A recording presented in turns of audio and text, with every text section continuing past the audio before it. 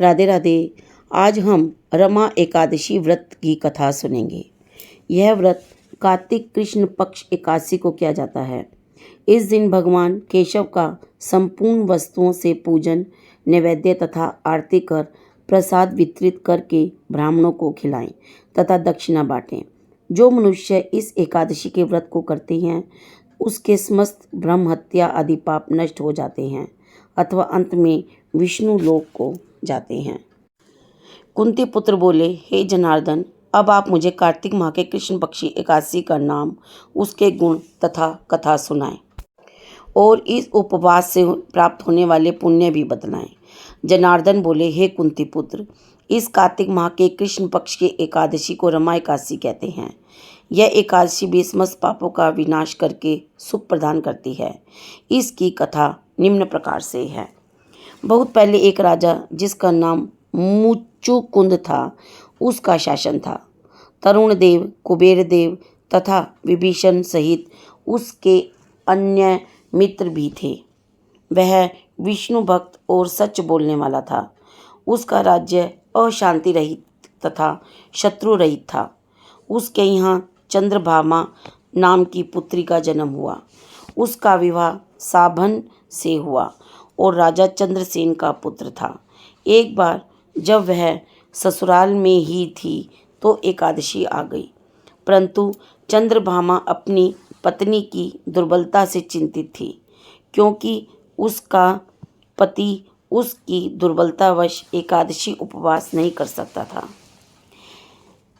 दशमी के दिन चंद्रभामा के पिता ने अपने राज्य में यह प्रचार करवा दिया कि एकादशी को प्रत्येक प्राणी उपवास रखेगा, जिसमें हाथी घोड़े भी शामिल थे।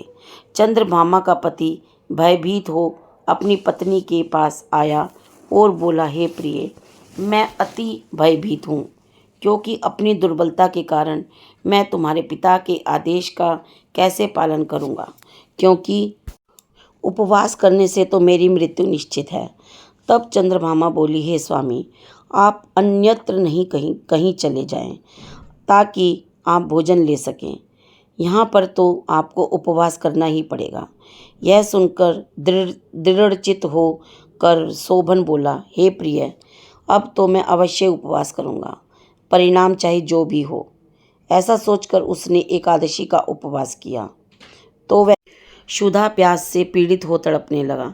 सूर्यास्त पश्चात वह रात्रि भर भूख प्यास से छटपटाता रहा और अगले दिन सूर्योदय से पूर्व ही इस संसार से चल बसा।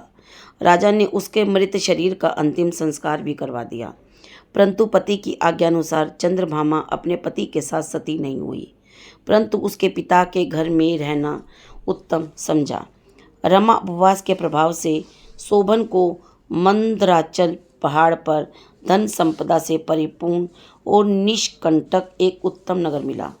उसके महल में अति सुंदर स्वर्ण रत्न जड़ित खंभे थे।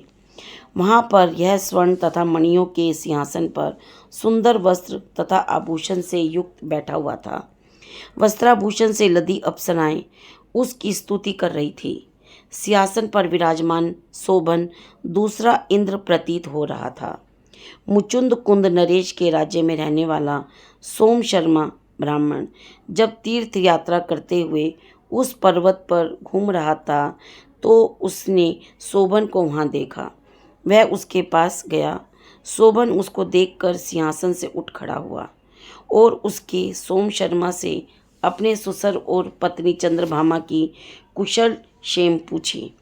सोम शर्मा बोला, हे राजन, हम सब ठीक ठाक हैं, चंद्रभामा भी कुशल है। अब तो आप अपना हाल बतलाएं।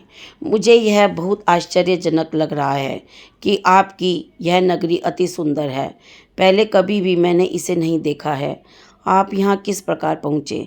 शोभन नरेश बोला, हे ब्राह्मण देव, यह सब कार्तिक माह की कृष्ण पक्ष की रमा एकादशी के उपवास से संभव हुआ है। उसी के पुण्य प्रभाव से मुझे यह अति उत्तम नगरी प्राप्त हुई है, परंतु यह अध्रुव है।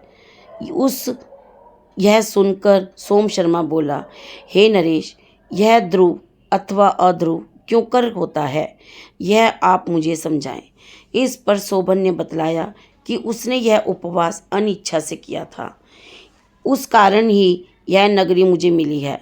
अगर आप यह सब मेरी पत्नी चंद्रभामा से जाकर कहेंगे तो वह इसको अपने पुण्य प्रभाव से ध्रुव बना सकती है। ब्राह्मण सोम शर्मा ने अपने नगर में जाकर सारा हाल चंद्रभामा को सुनाया। राजपुत्री चंद्रभामा ने सारा हाल सुनकर कहा, हे ब्राह्मण पुत्र, आप सब कुछ स्वयं देख कर आए हैं या कोई स्वप्न की बात मुझे बतला रहे हैं? सोम शर्मा ने कहा, हे राजपुत्री, मैंने तुम्हारे पति शोभन को तथा उस स्थान को स्वतः ही देखा है, परंतु वह स्थान अभी अध्रुव है। तुम कोई ऐसा उपाय करो कि वह ध्रुव हो जाए। राजपुत्री चंद्रभामा ने कहा, हे सोम शर्मा, तुम मुझे उस स्थान पर ले चलो। मैं अपने पति को देखना चाहती हूँ। मैं अपने पुण्य प्रभाव से उस नगरी को ध्रुव बना दूंगी। चंद्रभामा के वचनों को सुनकर सोम शर्मा उसको मंदराचल पर्वत पर वामदेव के आश्रम में ले गया। वामदेव ने उसकी कहानी सुनकर मंत्रोच्चार से चंद्रभामा का अभिषेक किया।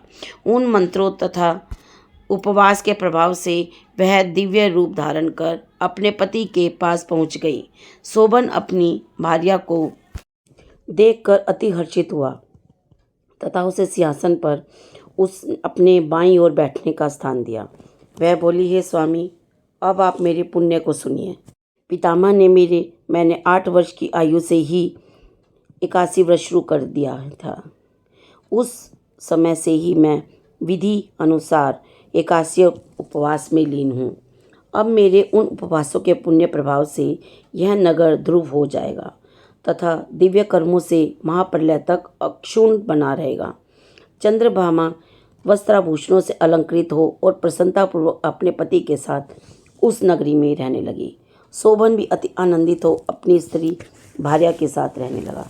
हे धर्मराज, मैंने तुम्हें रमा एकादशी के पुण्य प्रभाव और कथा कह दी है। अतः जो प्राणी इस एकादशी का उपवास नियमानुसार और विधि विधान से करते हैं, उनके ब्रह्म हत्या जैसे जघन्य पाप भी जलकर नष्ट हो जाते हैं। अतः रमा एकादशी का पठन और श्रवण करने वाले मरणोपरांत परम धाम पाते हैं। बोलो विष्णु भगवान की जय।